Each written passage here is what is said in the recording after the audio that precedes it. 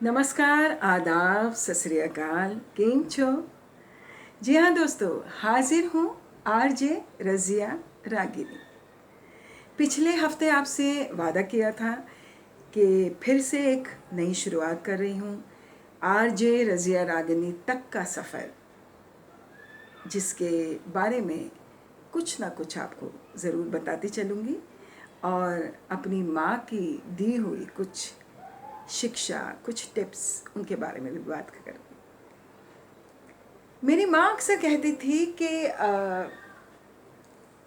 जब नया नया पैसा आ जाता है ना, या किसी को अचानक पैसा मिल जाता है, तो उसके हाव भाव से या उसके एटीट्यूड से या उसके कपड़े पहनने के ढंग से यू कैन मेक आउट कि उसके पास कुछ नया नया पैसा आया है। चूँकि मैं राजस्थानी हूँ और मेरी माँ अक्सर राजस्थानी में ये बात कहती थी कि जब शेर की हांडी में सवा शेर आ जाता है ना, तो फिर वो उबल कर बाहर आ जाता है। मतलब बर्तन छोटा हो और उसमें आप ऊपर तक ठूस दो कुछ, तो फिर वो उबल के बाहर ही आएगा ना। तो मैं अक्सर पूछती थी कि इसका क्या मतलब है। तब वो बोलती थी कि बेटा, जब किसी के पास नया नया पैसा आता है ना, तो फिर वो कैसे पैसे को दिखाए, वो उस कारगुजारी में लग जाता है। और ये अक्सर हम अपने आसपास के लोगों में देखते हैं, अपने रिश्तेदारों में भी देखते हैं, जिन्हें अचानक पैसा मिल जाता है। तो ये तो हुई माँ की सीख। अब चूँकि मैं आपसे कह रही थी कि रज़िया रागिनी जो अब इस वक्त में रेडियो हिंदी शिकागो के लिए कार्यक्रम करती है, पुराने पन्ने, उसका सफ़र यहाँ तक का कैसा है।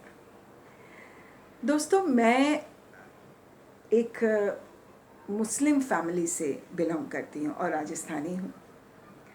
तो हमारे यहाँ इतना ज़्यादा लड़कियों का पढ़ाना लिखाना या उनको इतनी मैं ये बहुत पुरानी बात कर रही हूँ, चूँकि अभी तो बहुत सारा चेंजेस हो गया है, लेकिन अभी भी मैं सोचती हूँ कि सोसाइटी में बहुत ज़्यादा चेंज नहीं आया है।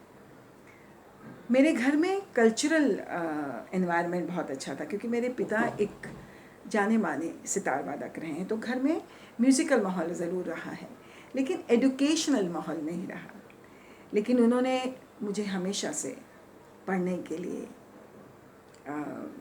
प्रोत्साहित किया और हमेशा उन्होंने मेरी तालीम पर तरबियत दी, और इसी का नतीजा है कि मैं आज यहाँ आपसे रूबरू हो रही हूँ।